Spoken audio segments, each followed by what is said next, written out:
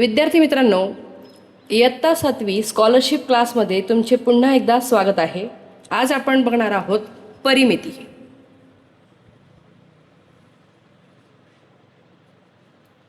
परिमिती ही कशा कशाची असू शकते तर त्रिकोण,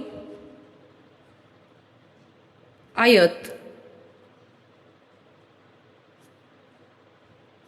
चौकोन, वर्तुळ आणि बहुभुजाकृती. बहुभुजाकृती म्हणजे कुठलाही आकार असू शकतो. मग परिमिती काय असते बघा. तर परिमिती म्हणजे परिमितीचं एक छोटीशी शॉर्टकट ट्रिक सांगते. तशा तर प्रत्येकाचे वेगवेगळे सूत्र असतात. ते सूत्र टाकून आपल्याला ती परिमिती काढावी लागते. पण स्कॉलरशिप परीक्षेला इतका वेळ आपल्याकडे नसतो की आपण प्रत्येकाचं सूत्र टाकून ते काढत बसू. म्हणून एक शॉर्टकट ट्रिक तुम्हाला सांगते परिमिती काढण्यासाठी. तर कोणतीही आकृती जेव्हा तुमच्या समोर येईल तर बघा, सूत्र असं आहे: कोणत्याही आकृतीच्या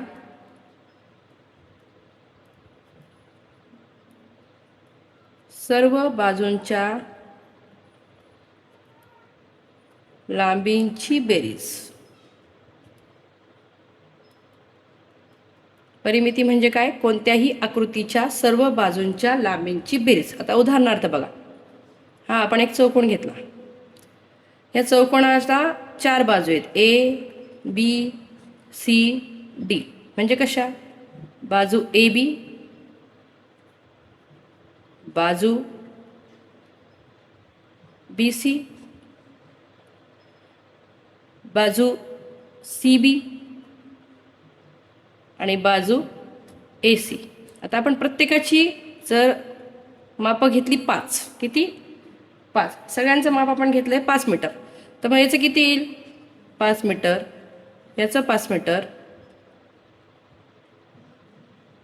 याचं 5 मीटर आणि याचं 5 मीटर. करायचं काय आपल्याला? कोणत्याही आकृतीच्या सर्व बाजूंच्या लांबींची बेरीज. 4ही बाजूंच्या लांबी आपल्याकडे दिलेल्या आहेत. 4ची बेरीज करायची. 5 अधिक 5 अधिक 5 अधिक 5 किती झाले? 20 मीटर. किती झाले? 20. बघा, आता इथे सूत्र टाकायची गरज पडली का नाही? शॉर्टकट ट्रिक काय आहे की त्याच्या 4 बाजू त्यांची बेरीज केली, उत्तर लगेच सापडलं. पर्याय जो दिलेला असेल त्याच्यात जर 20 मीटर पर्याय असेल तर लगेच ते सोडवायचं. आता पुढचं बघा.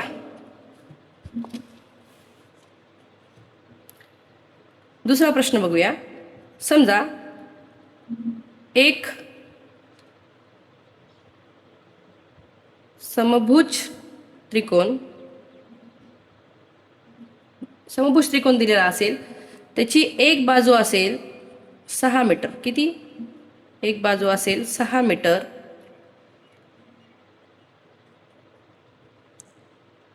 तर परिमिती काढा. समभुज म्हणजे काय? समान भुजा असलेले, म्हणजे समान बाजू असलेला. आता हा त्रिकोण आहे, याच्या 3ही बाजूंची मापं समान आहेत. समजा 6 मीटर दिली. 6 मीटर, 6 मीटर, 6 मीटर. आता शॉर्टकटमध्ये कसं काढणार? 6 अधिक 6 अधिक 6. हे करायची पण गरज नाही. 6 आणि 6 12 आणि 6 18. म्हणजे किती होईल? 18 मीटर. हां, पण प्रश्न जर असा विचारलेला असेल, 6 मीटर बाजू असलेल्या समभुज त्रिकोणाची परिमिती सेंटीमीटरमध्ये काढा, असा जर प्रश्न आला तर 18 मीटर बरोबर किती सेंटीमीटर हे तुम्हाला काढता आलं पाहिजे. किती सेंटीमीटर? मग आपलं 1 मीटर म्हणजे किती सेंटीमीटर होतात? 1 मीटर म्हणजे 1000 सेंटीमीटर होतात. मग 18 मीटर म्हणजे किती होतील? 1800 सेंटीमीटर होतील. ठीक आहे. आता बघा दुसरा प्रश्न. समजा विषमभुज त्रिकोण आला. हा तर समभुज होता, सगळ्या बाजू समान होत्या. आता विषमभुज त्रिकोण आला. विषमभुज त्रिकोण असेल तर काय करायचं? असेल तर परिमिती काढा.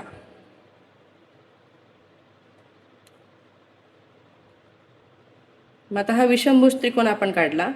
याची बाजू आहे 6, याची बाजू आहे 6, इथे 5 घेऊया. 5 आणि याची बाजू आहे 4.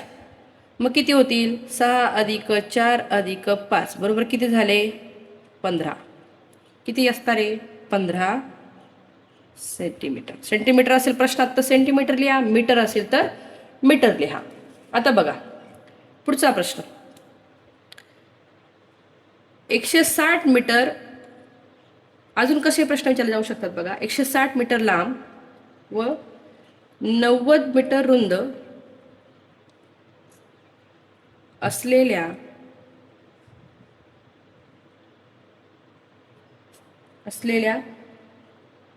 मैदानाभोवती 4 फेऱ्या घातल्यास किती किलोमीटर चालून होईल? आता लांबी आणि रुंदी दिलेली आहे प्रश्नात. लांबी आणि रुंदी दिलेली आहे म्हणजे ती कशाची? आपण सूत्राप्रमाणे गेलो तर आपल्याला आयताची परिमिती काढण्यासाठी लांबी आणि रुंदी लागते. म्हणजे मैदान तुमचं आयताकृती आहे, बरोबर. मग आता समजा याची ही बाजू 160 असेल तर ही बाजू पण 160 असते, ही 90 असेल तर ही पण 90 असते. समोरासमोरील बाजू सारख्या समान असतात आयताच्या. मग ही झाली तुमची एक फेरी, ही पूर्ण एक फेरी म्हणजे एक फेरी. मग कशी येईल तिची परिमिती कशी येईल? 160 अधिक 160 अधिक 90 अधिक 90 यांची जर आपण टोटल केली तर ती येते 500. किती? 500 मीटर. इथं मीटर दिलंय म्हणून आपण मीटर घेतलं. 500 मीटर. मग 500 मीटरची जर एक फेरी मध्ये जर तुम्ही 500 मीटर चाललात तर तुम्ही 4 फेऱ्या मारून किती चाललात? मग 4 फेऱ्याबरोबर काय येईल? 500 गुणिले 4. 5 चोक 20, 5 4 20 होतात आणि हे 2 शून्य 2000. म्हणजे किती मीटर चाललात? 2000 मीटर चाललात. पण त्यांनी प्रश्न कशात विचारलाय? आपल्याला किलोमीटरमध्ये विचारलाय. मग आपल्याला उत्तर मीटरमध्ये देता येणार नाही, आपल्याला किलोमीटरमध्ये द्यावं लागेल. मग 1 किलोमीटर म्हणजे किती मीटर? 1 किलोमीटर म्हणजे 1000 मीटर. मग 2000 मीटर म्हणजे किती होईल? 2000 मीटर बरोबर 2 किलोमीटर होईल. म्हणजे आपण किती अंतर चालून होईल? 2 किलोमीटर अंतर चालून होईल. इथे आपण परिमिती बघितली. पुढच्या लेक्चरमध्ये आपण नवीन विषय घेऊन पुन्हा भेटू. धन्यवाद.